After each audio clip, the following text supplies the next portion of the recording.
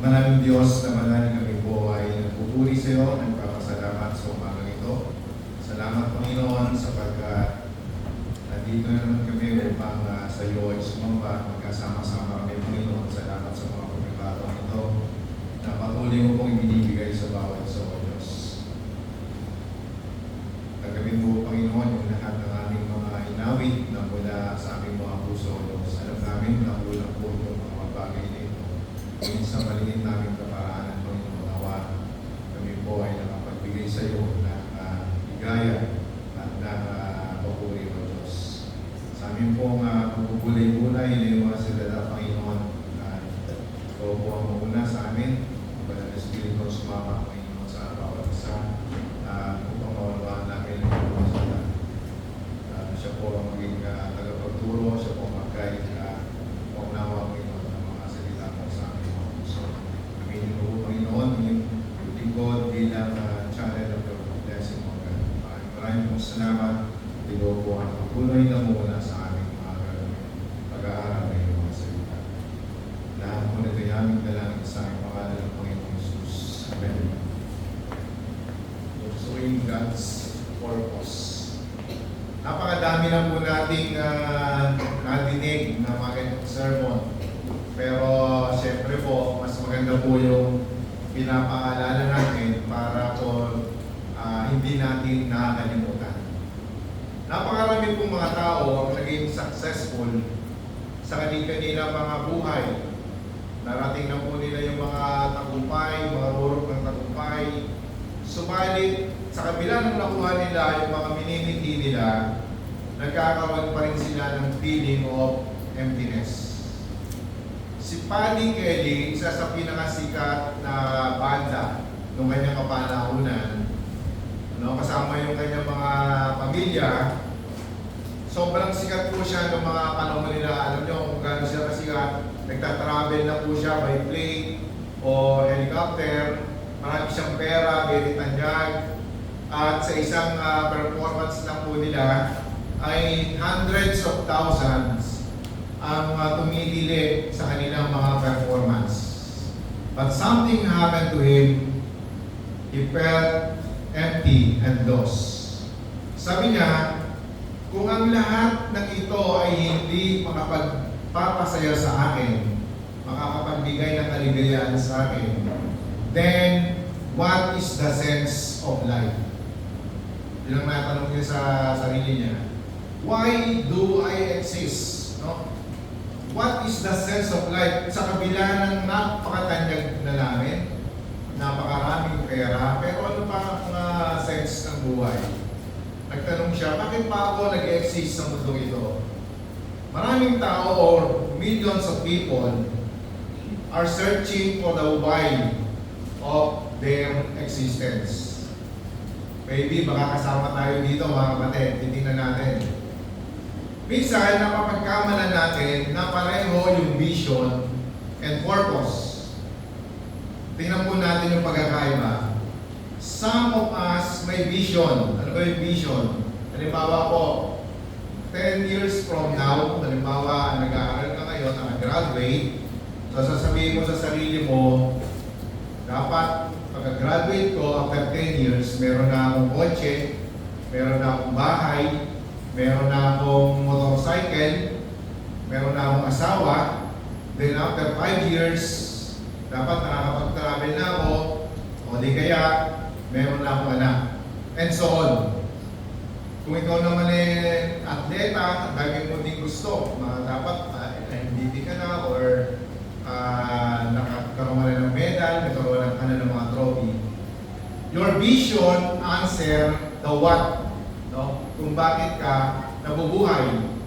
Yung question na katulad ng what could my life look like in the future? Ano yung magiging buhay ko sa future? What do I see myself doing? Yung po yung vision. Now, ang gagawin natin ngayon mga kapatid, i-encourage ko kayo to pursue your purpose. Your purpose is about meaning and motivation. Purpose, ang nasa likod ng dahilan kaya ka gumagawa at nagdedesisyon ng tama. Yung purpose ang sasagot sa mga tanong na bakit ako nabubuhay sa mundo. Tingnan niyo kung mabuti ka mga kapatid. Your vision, yung mga future na gusto nating mangyari, keeps your hopes alive. It's your dream of a better tomorrow. No? Your purpose gives you strength to move forward even when times are tough. Purpose stabilizes your life. With a clear purpose, you persevere because there's a reason, there's a cause.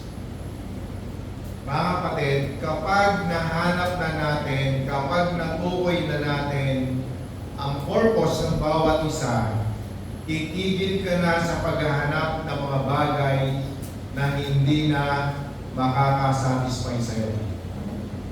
Instead, maghahanap ka, ang hahanapin mo ang tunay na kaligayahan na ipapakita sa iyo ng Diyos sa bawat hakbang ng iyong purpose. Imagine nyo mga kapatid, gaanong kaganda ang bawat araw, gaanong kaganda ang bawat linggo, ang bawat buwan, ang bawat taon, na alam mong ang ginagawa mo ay pinupulpil mo ang kalooban ng Diyos. Yung true purpose. Ang pinaka-example natin dito mga kapatid, siyempre walang iba ang ating Panginoong Yesus. Siya naman talaga yung ating ultimate model. Sabi sa 1 John 3:8, the one who practices sin is of the devil, for the devil has been sinning from the beginning.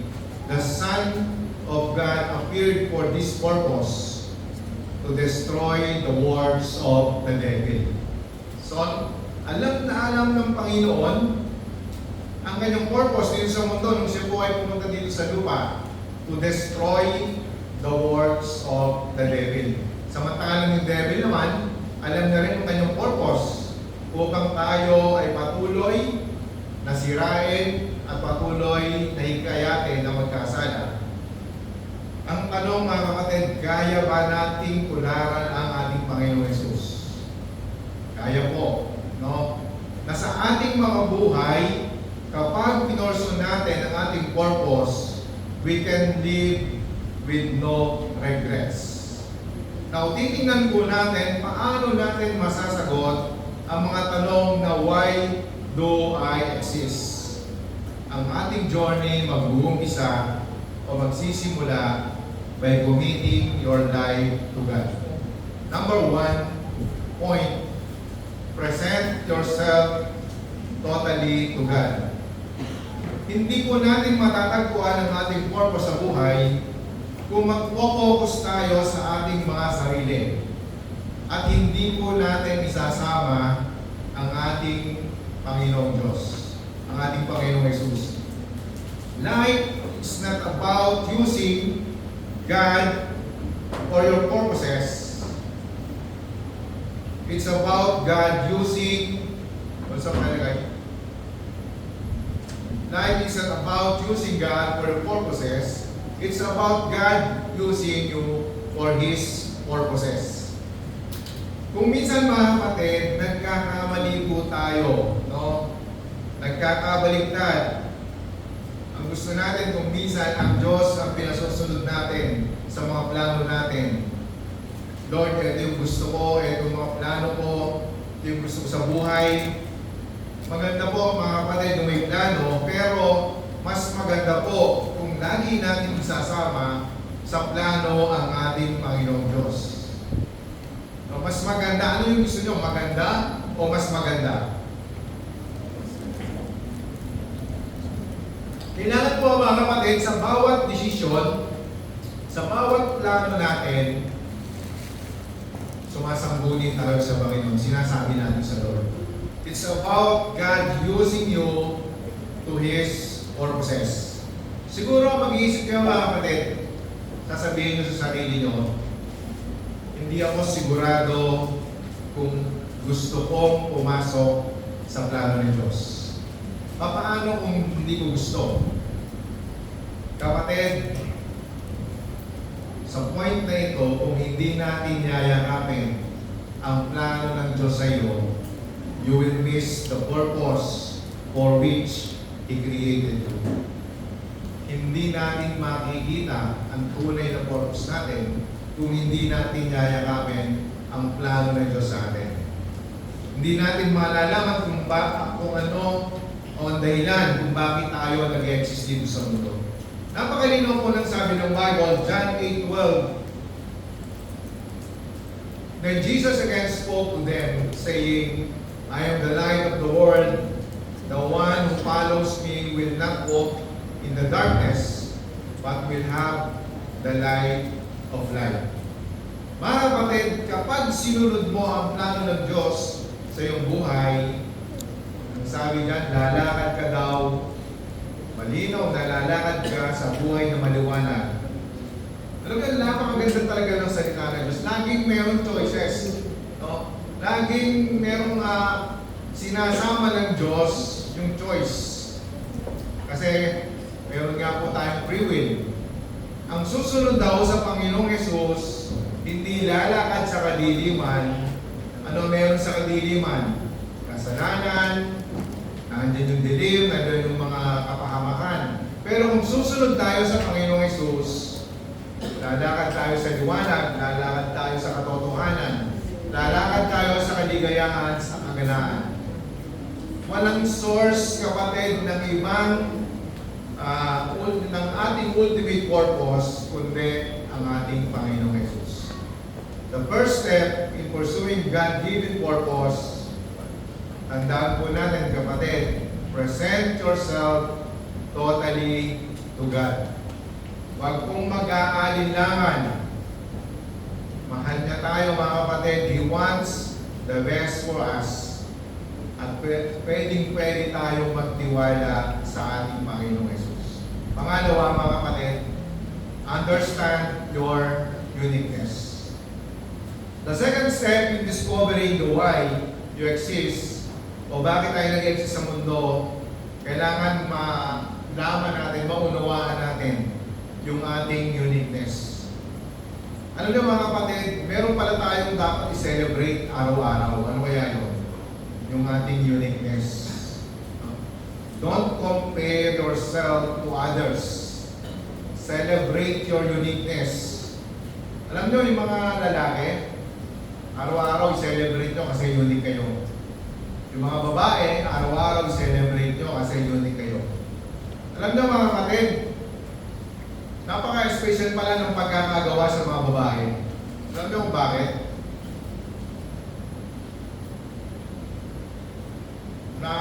Naisip ko lang na napaka-special ng pagkakagawa sa babae. Bakit? Kasi pangilang araw sila ginawa.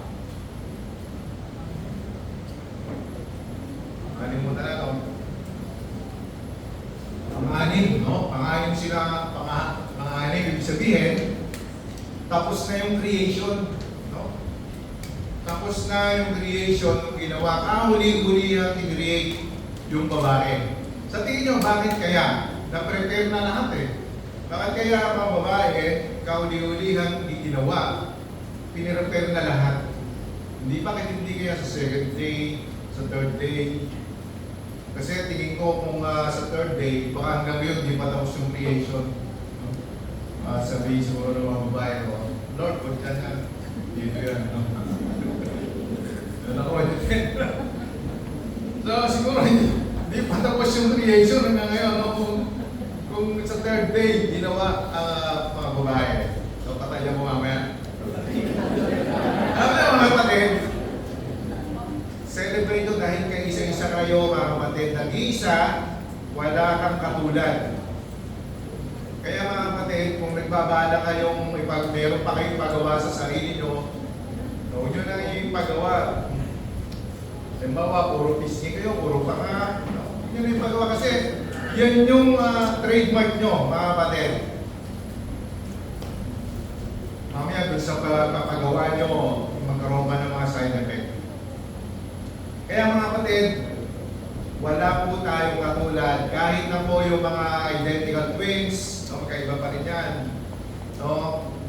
Mga fingerprints natin, mga mukha, magkakaiba po. Sobrang ganda ng creation ng Lord. Walang magkatulad. No? Bilyon ng mga tao, pero walang katulad. Di ba kayo nagtataka doon? Sipin nyo, kahit na magkamukha, pero magkakaiba pa rin.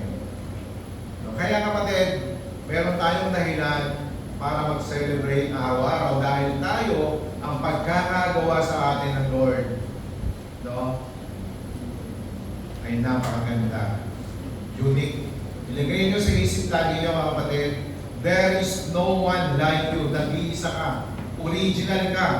Ikaw lamang kapatid ang makagagawa ng unique na plano ng Diyos para sa iyo. Tingnan nyo sabi sa Bible mga kapatid. Ephesians 2:10. For we are God's masterpiece. He has created us anew in Christ Jesus so we can do the good things He planned for us long ago. Basahin po natin mga kapatid yung pilito dyan. Pulso, lagyan natin.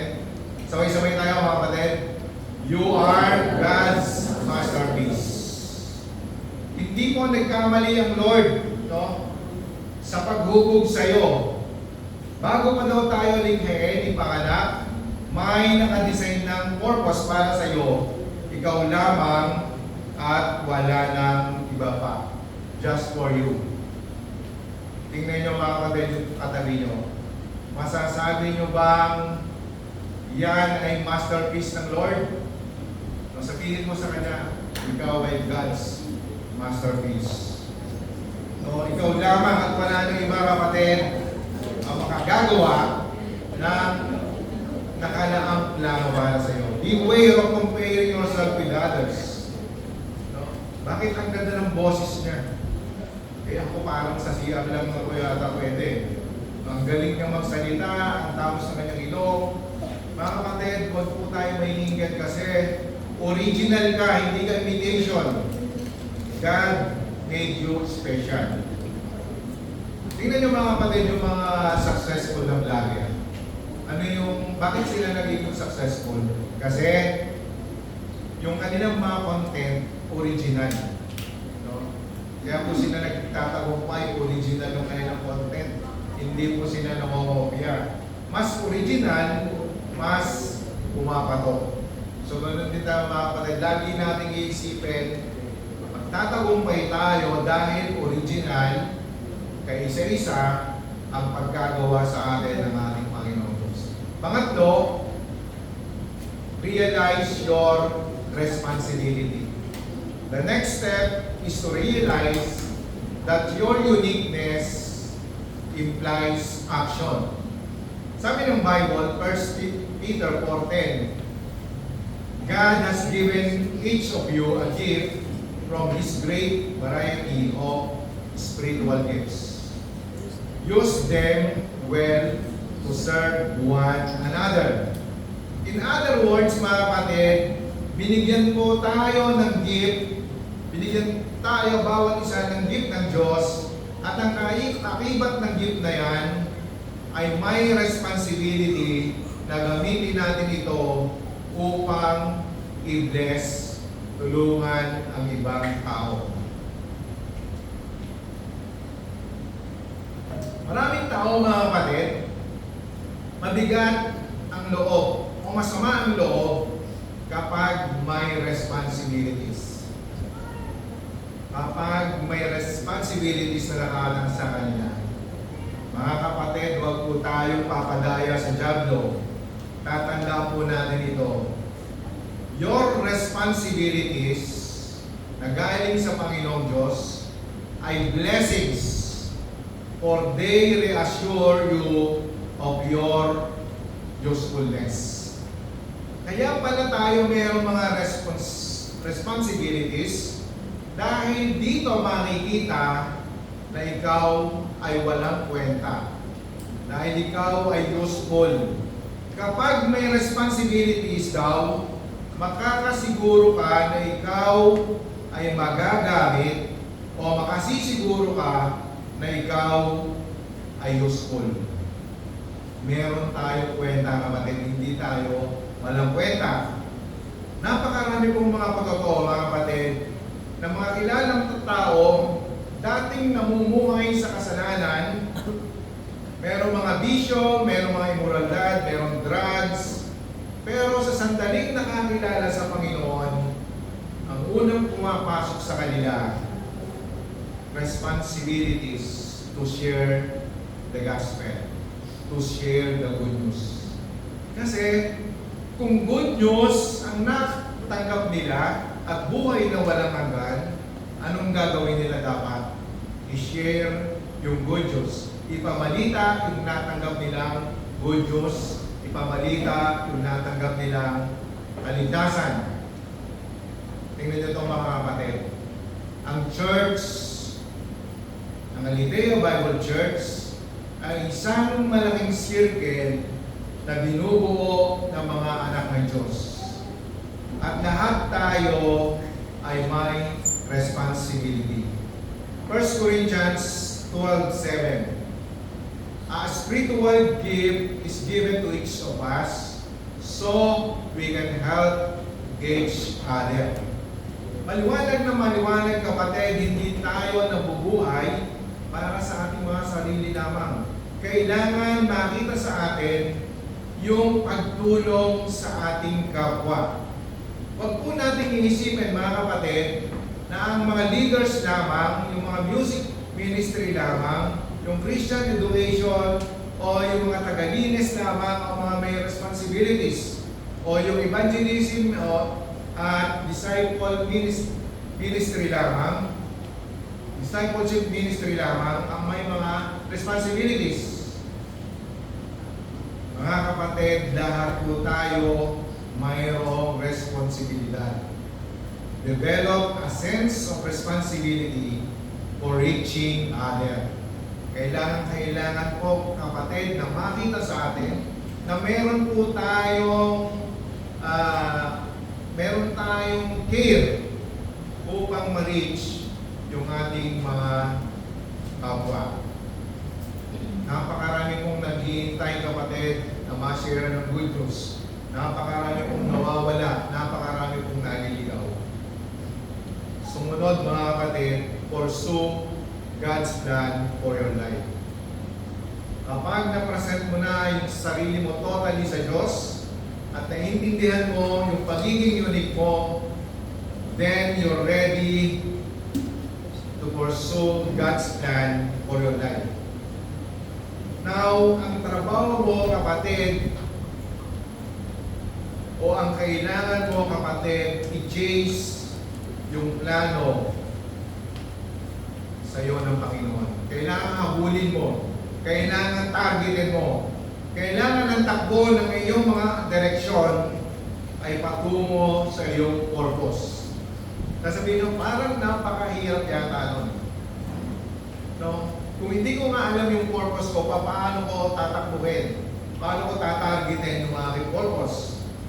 Kapatid, kapag nasa-sense mo na inililid ka ng Diyos sa certain direction, don't be apathetic or passive about it.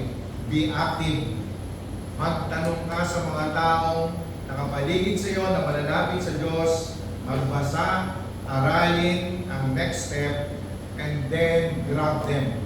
No? Huwag mong hintayin na ilalagay ng Lord sa wall mo yung kanyang mga plano, o mag-i-interact sa mga pinapanood mo sa TV, ilalagay ng Lord kung ano yung mga gagawin mo. Yung mga trabaho natin, mga kapatid, kung saan tayo very effective, yan po ang magiging clues kung paano natin malalaman ang true purpose at plano ng Diyos sa ating mga buhay. So, binibigyan pala tayo ng clue ng Lord. No? Kung ano, saan tayo magaling. Kung ano yung trabaho mo ngayon. Pwera lang yung mga trabaho na sinusumpa mo na, no? Hindi ka doon tinawag, hindi yun ang clue. Pero yung trabaho na magaling ka at very effective, sa tingin ko kapatid, diyan ka magagamit. Yun yung clue na binibigay sa iyo ng Panginoon. Sabi ng isang retired, magre-retire na police, chief of police siya, sabi niya, ano na ngayon? No, sabi niya, magre-retire na ako, malakas pa naman ako, 56 years old ang retirement nila, no? Sabi niya, ang buhay ko umiikot sa public service. No, ano kaya yung plano ng Diyos sa buhay ko? Sa tingin ko, napakadami ko pang pwedeng gawin kasi very active ako at napakalakas ko pa. So, silang dalawang mag-asawa, very successful sa kanilang mga career. So, nag-pray silang mag-asawa. Sabi na, tinignan nila yung Proverbs 16:9. Nagsabi doon, we can make our plans, but the Lord determines our steps. Nakita nila yung kanilang mga sarili na pwede palang i-apply sa church yung kanilang mga trabaho dati.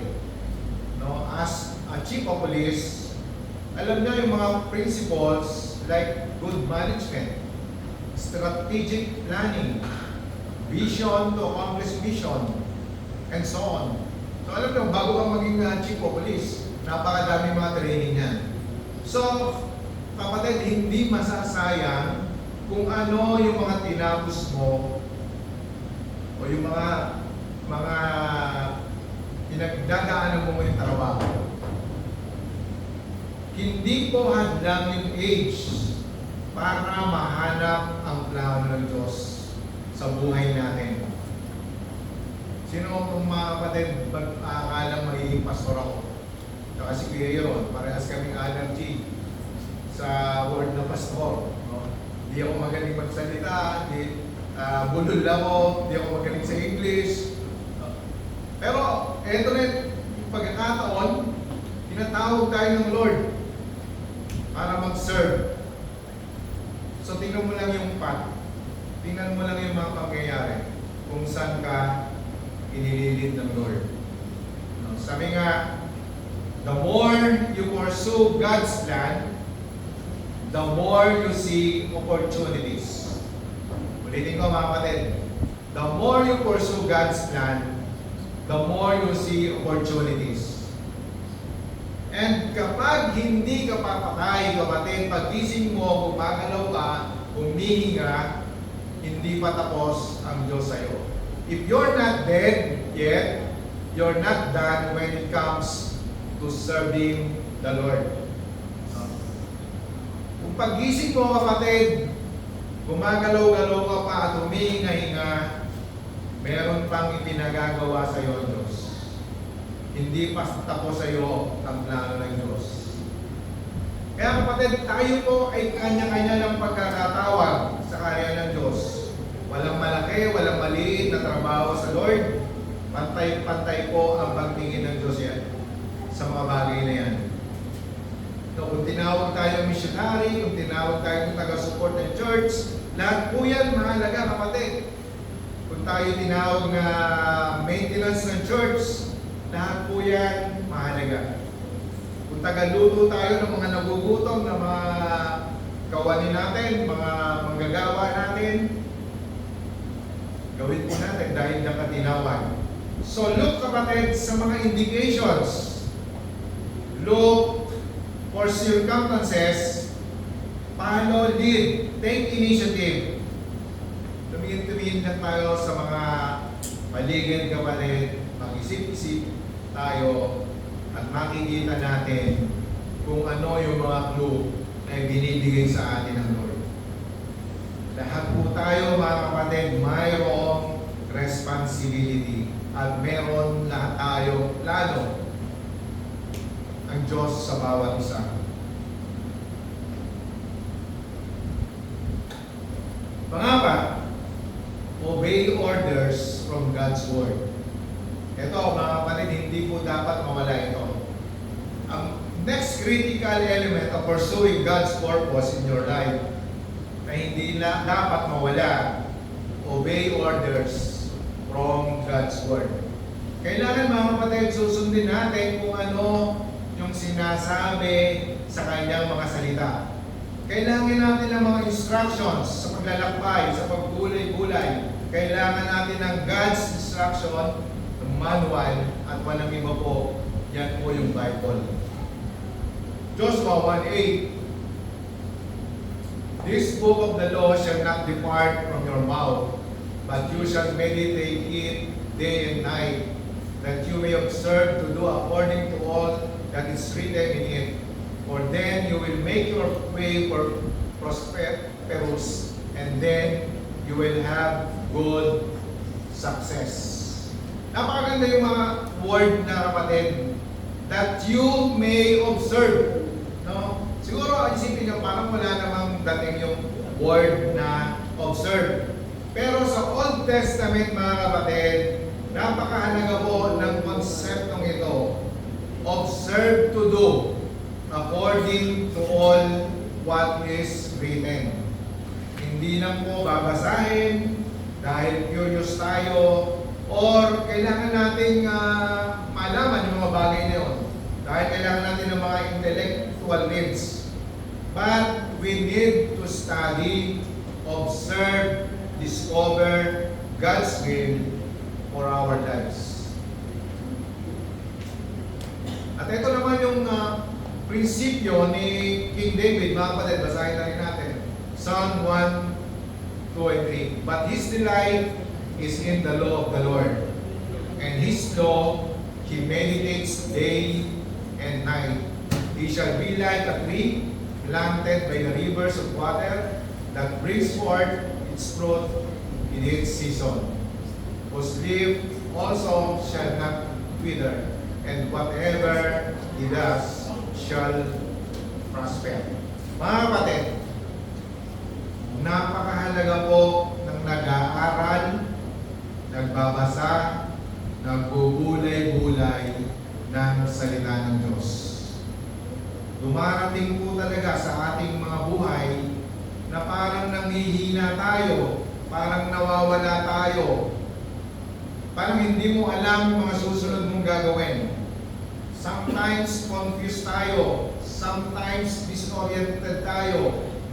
Kaya po mga kapatid, napakahalaga ng meron tayong daily habit ng Bible reading and meditation.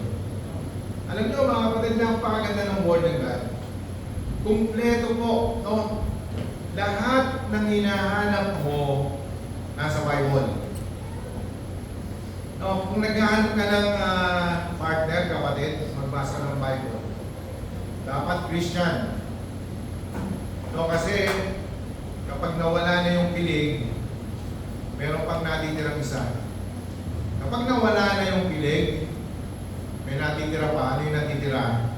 Yung pangako niya sa Panginoon na mamahalin ka hanggang siya'y nabubuhay.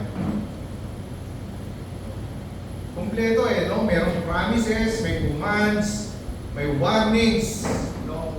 Kung ikaw kapatid nagkamali ng pagpili for the second time, pag nagbasa ka ng Bible, hindi ka na magkakamali. Tingnan natin kapatid yung manual ng ating buhay. Yes, hindi po natin makikita kapatid sa Bible na nakalagay sa Bible sa Sabado, magpapakain kayo sa mga batang kapuspalan.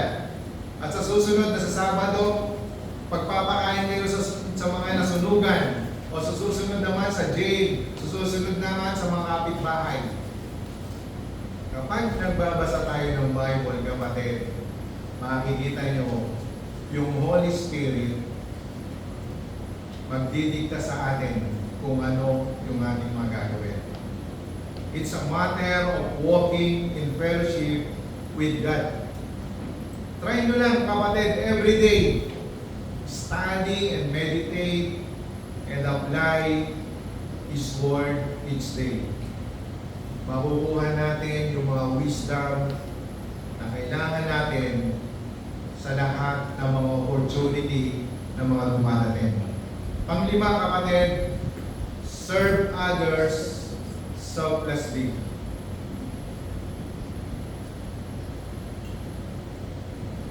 Another clue, mga kapatid, in pursuing God's purpose for your life.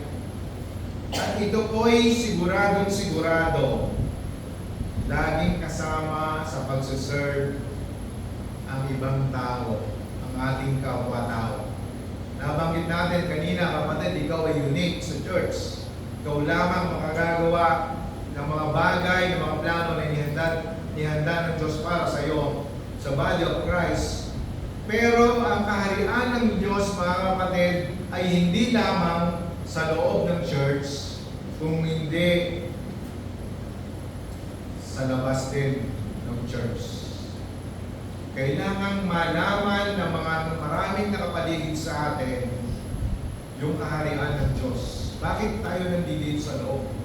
Kailangan ipakita natin, mga kapatid, no, ang purpose ng church ay i-prepare ang mga followers ng Panginoong Hesus upang makita ang tunay na kahulugan ng gospel sa mundo. Tayo yung magpe-prepare sa kanila. Ipapakita natin kung ano ang mga ugali, kung ano meron tayo sa pamamagitan ng ating Panginoong Hesus.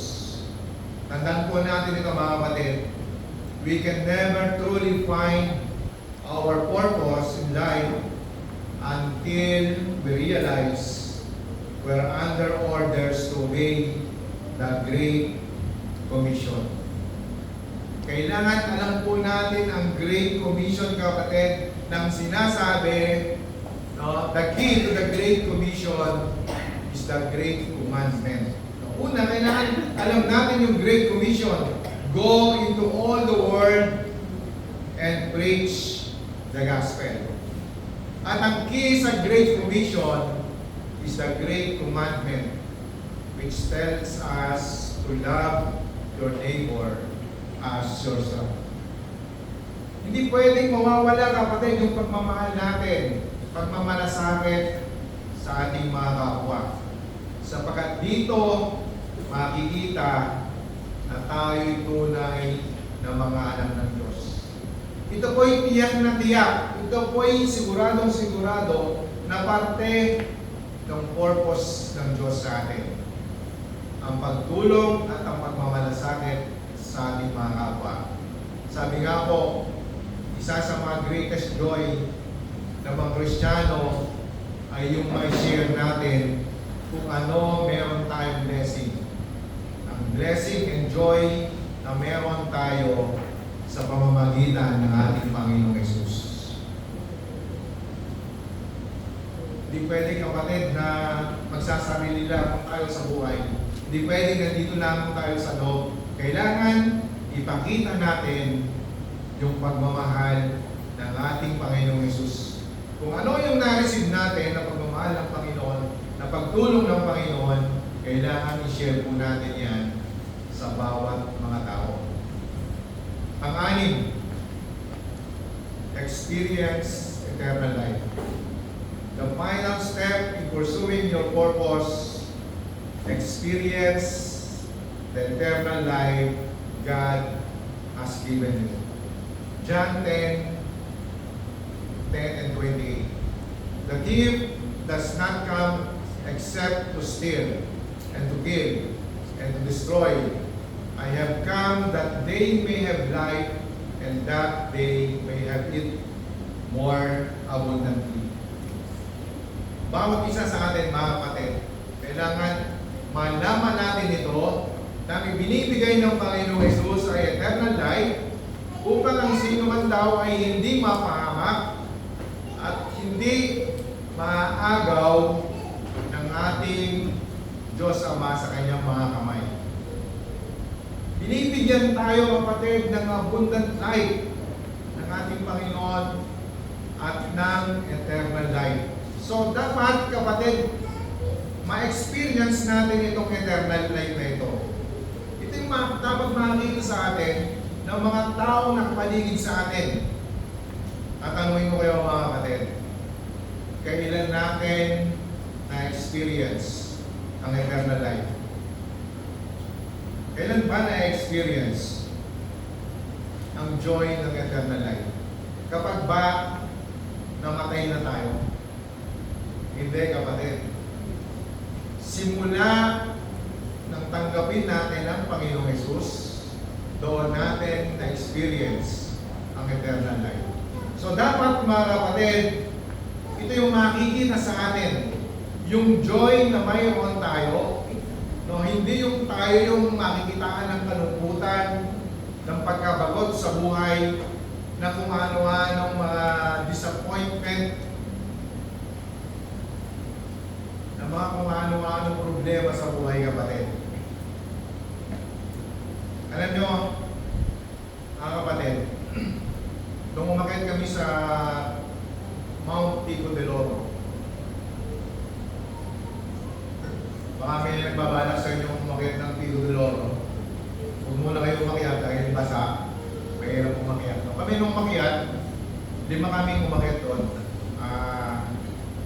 3 senior citizen at saka 2 malapit na maging senior citizen. So, isa ako doon sa malapit na maging senior. So, pagkagat namin, inabot kami po ng 3 hours, mga ganyan 3 hours siguro. O mahigit kumulang. Sa una po namin pagkagat, masaya, excited. Pero nung malapit na sa tuktok, sa summit, umihirap na ng umihirap, dati nakangiti, pasimangot na ng pasimangot dahil sa hirap. Gusto mo nang sumubok. And finally, nung makarating kami sa summit, sa pinakatuktok, sobrang saya ng pakiramdam. Sobrang saya ng pakiramdam.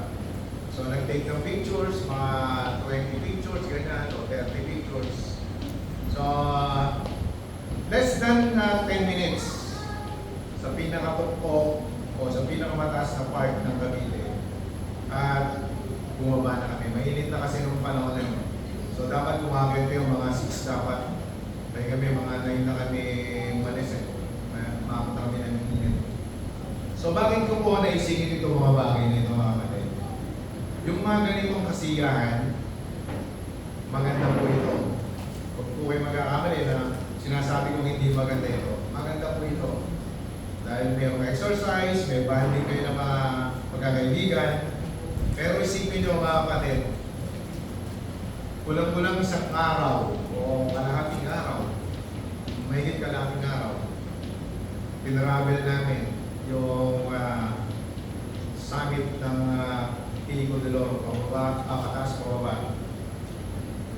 Ang haba, pero yung ligaya na meron kaming natakbuhan, less than 10 minutes. Alam nyo mga kapatid, God's ultimate purpose for us is to experience, enjoy, and embody the eternal life ay binibigay sa atin sa pamamagitan ng pagkamatay ng ating Panginoong Hesus sa krus ng Kalbaryo para sa ating mga kasalanan.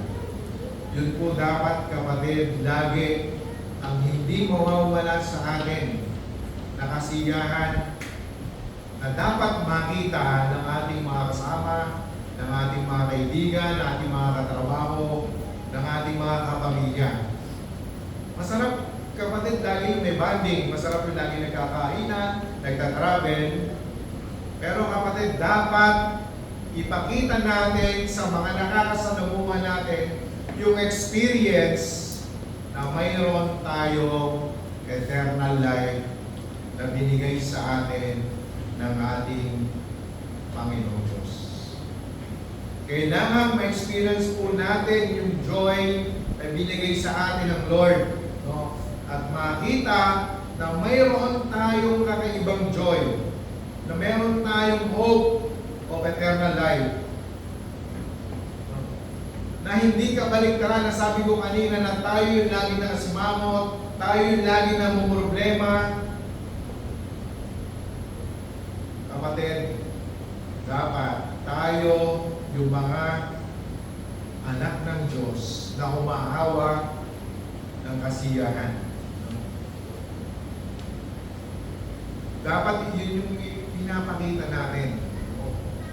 Kaya nga, minsan hindi natin masyadong maintindihan. yung mga sinasabi ng ating mga nakakasalubungan. Bakit? Pag tayo, sinabihan ang bakit ka na mo problema. Di ba dagok sa atin yun? No? O bakit ka nag-worry? Na parang dagok. Meron tayong Panginoong Jesus tapos tayo nag-worry.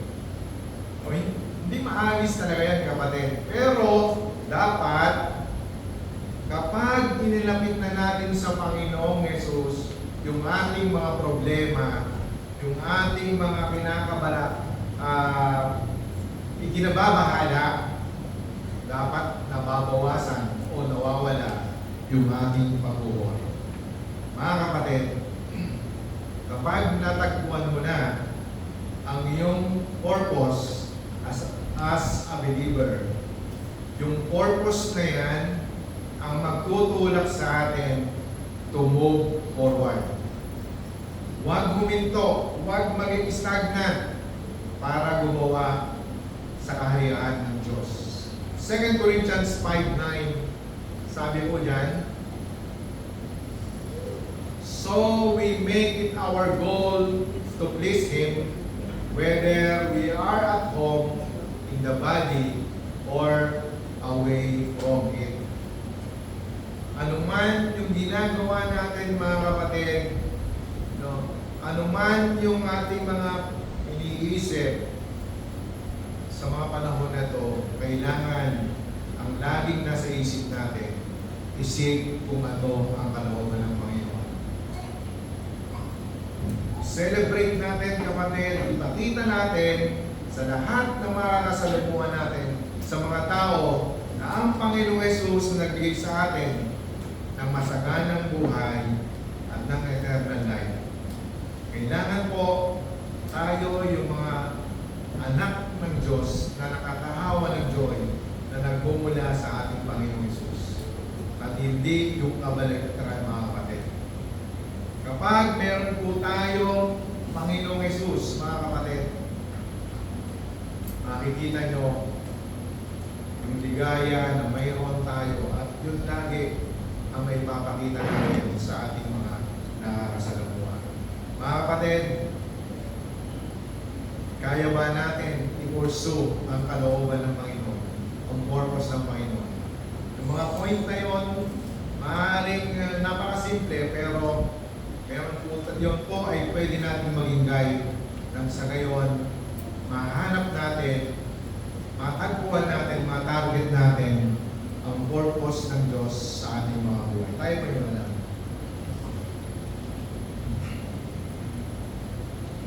Maraming Diyos na banal, ito po ay pinupuri namin, pinasasalamatan sa mga ito. Salamat, Panginoon Diyos, sa mga paalaala mo po sa bawat isa.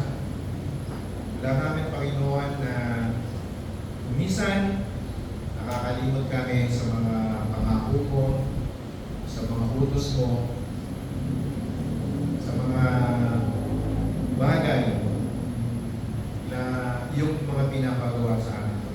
Alam namin, Panginoong Diyos, gumagawa ang kaaway upang sa gayon hindi namin matagpuan, hindi namin makita yung kalooban mo po sa aming mga buhay.